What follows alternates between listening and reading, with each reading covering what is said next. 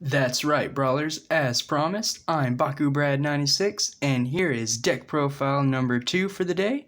The last one featured my Elemental Crystallian. This one features my Elemental Core Dragonoid. So without further ado, let's go ahead and get right into it. We'll slide everything back, and you know I all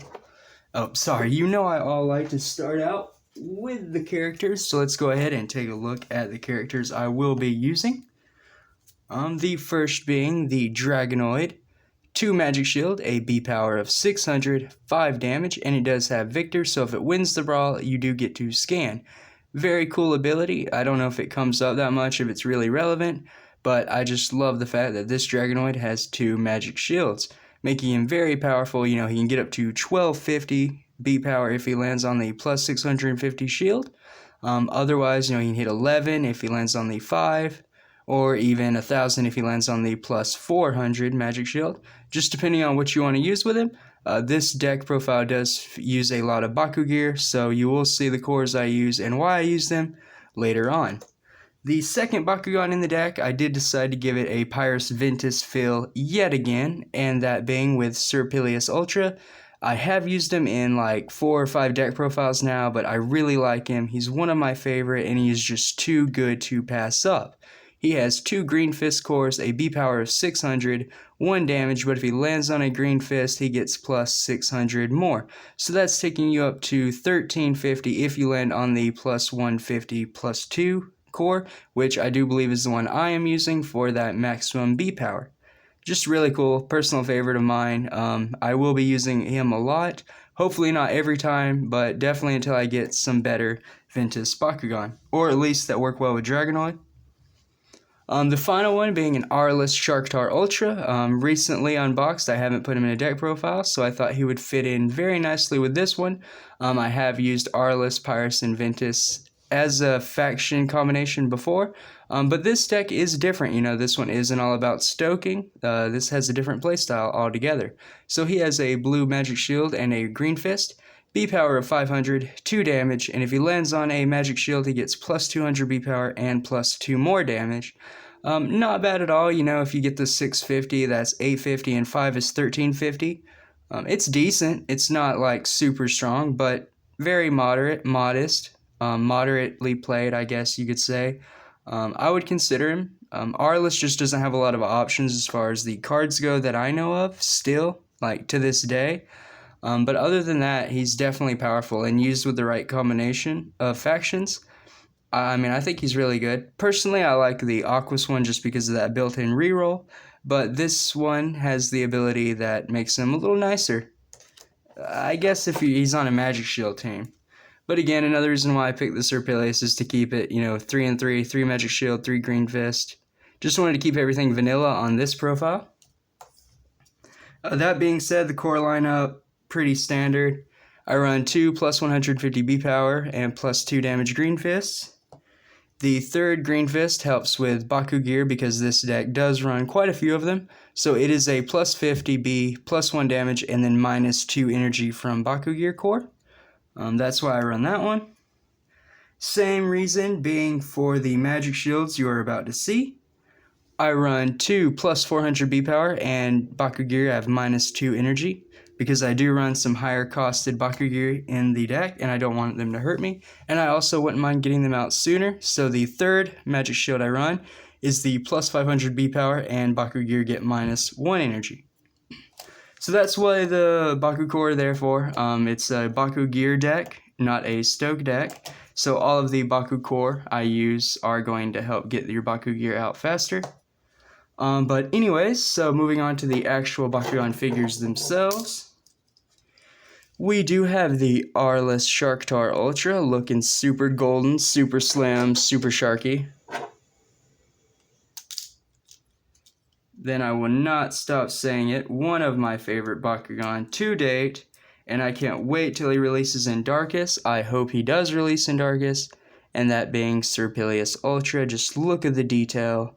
Look at the sculpting, just all the love they put into this Bakugan is certainly showing. Very nice.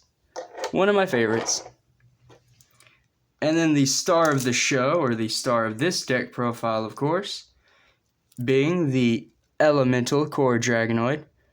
Shout out to Ruby Dragonoid. This is the face of his channel. It is an amazing Bakugan and very fitting because it is indeed very Ruby-like. Reminds me of Rubinoid, I believe is what it's called, from the Gundalian Invaders in the Legacy series, because it was also very translucent and red like that, like a ruby, like Rubinoid. Get it? It's kind of, yeah, I went there. Sorry. But anyway, very awesome Bakugan. So that is the Bakugan team I use. Now moving on to the Geogan figures. Won't spend too much time on them because we have seen them a lot, and their character cards are where they shine, or their ability cards. Still don't get what you should call them. So we do run Pyrus Arcleon. Oh, hit the Dragonoid there. Whoopsie. Aurelus Titan King. And the final Geogan is very interesting in my opinion. I did opt to run the Diamond Talon in this build because it does have a stronger B power, and the regular Talon has a Helix buff. There are no Helix in this deck profile, so for 1 more energy I got the bigger, shinier, better burb. Arguably better. Some people will definitely want that Helix buff over, but given the deck profile I am doing, I didn't need the Helix buff.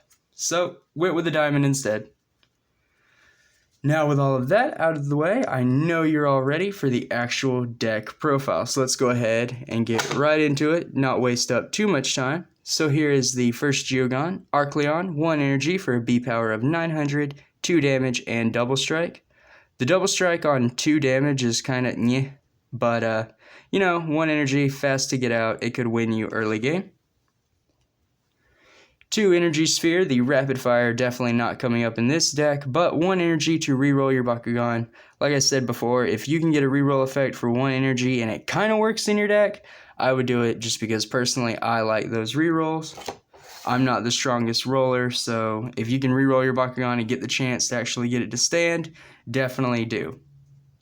Following that, we do have some defensive cards in G-Force Drop, 1 energy for minus 300 B power, and you do get to scan. Don't worry, the whole deck is not debuff. That I was only doing that one time.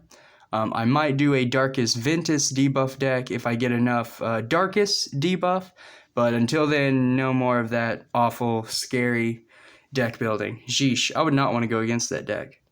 Moving on, we have Air Zero, 2 energy to reveal the top card of your deck. If it's not a flip card, you can play it for free. The reason this is in here is because I have high cost Baku-gear cards. That's it. If I ever have a high cost card in a Pyrus deck, I'm definitely running Air Zero. It's just a no-brainer.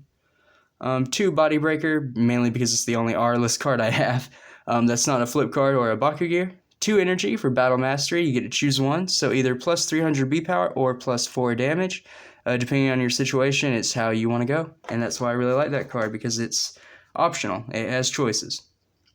Then we are running 2 Burning Bash, 2 energy for plus 4 damage, and you remove an enemy Bakugan's BakuCore.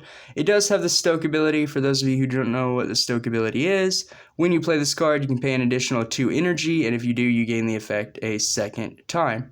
Doubt you'll be stoking this card, but if you do, it just makes it that much better. I really like it. You know, being able to remove an enemy's BakuCore is really nice, and 4 damage for 2, not bad at all. A new kind of thing to this deck is I did opt to run sort of a turbo boost strategy, so I am running 2 turn to energy, 2 energy to energize this uncharge, because you want to have more energy than your opponent in this particular build, not only to kind of speed out those higher cost Baku-gear cards, but to hit a few other effects in the deck as well that we will get into shortly. So following that, we have Fusion Super Saw, 3 energy to draw 1, and you may energize the card from your hand uncharged. Again, we're just trying to bump up those energy and get past our opponent. A Stoke, you all know what it does. Very nice with that card as well. Coming into a new card though, finally, I do run 2 Savage Swarm in this deck. 3 energy for a Baku-gear with an armor rating of 1. And boost, when you play this card, if you have 7 or more energy cards in play, give a Bakugan plus 500 B power. Otherwise, it gives the Bakugan 100 B power and 4 damage. So that kind of gives it away. What we're doing with all of those energy boosters is this one right here. We want to hit that boost effect as much as we can, so we want to turbo out energy as much as possible. Next up is Shield Breaker, 3 energy. This turn, your Bakugan gets Victor, +6, and ignore armor rating on opposing players' cards this turn. Really good, it just breaks through other Baku-gear players, players' armor rating, and +6 for 3 is just really solid as well. Nothing to complain about. Again, with a defensive card in Ventus Fortitude, 3 energy for -500 B power, and you get to draw 1. Also with the Stoke ability.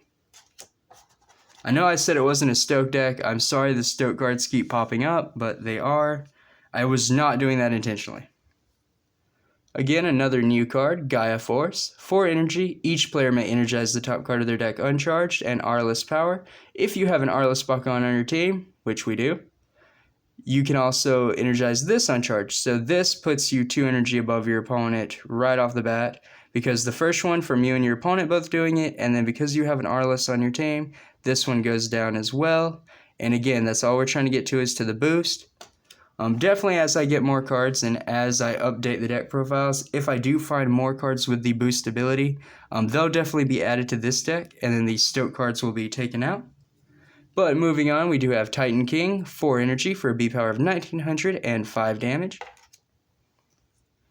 Again with a defensive debuff card, Ventus Aerial Trick, 4 energy for -400 B power, -4 damage, and if a scan or scrounge effect allows you to look at this card on top of your deck, you can reveal it to give a Bakugan -200 B power and -2 damage. Not bad. It does come up occasionally. You do have some other scan effects in here, so not too bad, but again, you do want some defensive, because the flip cards I have don't do a lot on their own. Following that, I do have a 1-up Ventus Venom, 4 energy, you reroll your Bakugan. If you open on the reroll, you can energize the top 2 cards of your deck uncharged, and then plus 100 B power for each energy card you have in play. Just another turbo card. We want to turbo out that energy, get as much as possible, and this one even gives you a plus side of beefing you up along the way. Then we have another power play card, that is Bakugan Supercharge. 5 energy for plus 100 B power and plus 1 damage for each energy card you have in play, and this also has Stoke, so just think about that. This card Stoked could be really dangerous. Definitely could close out a game. I know I said the rapid fire wouldn't come up on those energy spheres, I believe it's called, but I do actually have 2 Lava Blade in the deck, so I guess rapid fire could come up, but I doubt it. 5 energy for a Baku-gear with an armor rating of 2. Otherwise, it gives your Bakugan 200 B power and 4 damage. Really in here to absorb that armor rating, the damage with that armor rating. It is not bad. Again, we can turbo into it because the deck does put out a lot of energy quick, so the 5 cost isn't too bad, but it's not one of the Baku-gear we're really looking for. But we do have the Diamond Talon next up, 5 energy for a B power of 2200 and 6 damage. Again, just a mid-high cost Geogan, pretty vanilla. You can just win with it, in my opinion. At least I think so, depending on the core you grab. Has a very nice B-power lineup. And I really like the artwork on it, too. Diamond Bird. All the birds. It's a bird day. I might have to do that if I get a Darkest Talon. I will have to make a bird deck profile for everyone featuring my Falcrons and Talons. I think that would be really, really cool. So let's hope Spin Master releases a Darkest Talon. Let me know down below in the comments if they already have and I missed it. But as far as I know, they haven't yet, so I'm keeping an eye out. The last 3 Baku-gear cards of the deck, other than flips, of course, are right here. So these are the 3 powerhouses. These are the ones that we want to turbo out as quickly as possible to put onto our Bakugan for the most effectiveness, I guess, or the most strength. So Aurelian Accelerator, 6 energy for a Baku-gear with an armor rating of 4. It gives the Bakugan 400 B power and 4 damage. Then we have Gaia Rockets, 7 energy for a Baku-gear with an armor rating of 2. When this flips from the deck, you can pay 2 to energize a card from your hand uncharged. So if you lose this one, it just helps you turbo for the other ones. I really like that. Otherwise, it gives the Bakugan 700 B power and 5 damage. And then finally, Ventus Earthbreaker, which for 8 energy gives you Double Strike and Shadow Strike, which that should be enough said there, but it continues on. It doesn't stop there.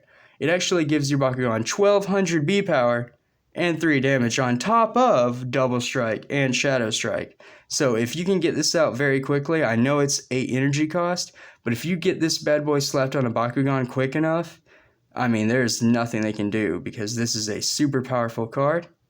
And very nice, kind of what the whole deck's built around. This and the others, of course.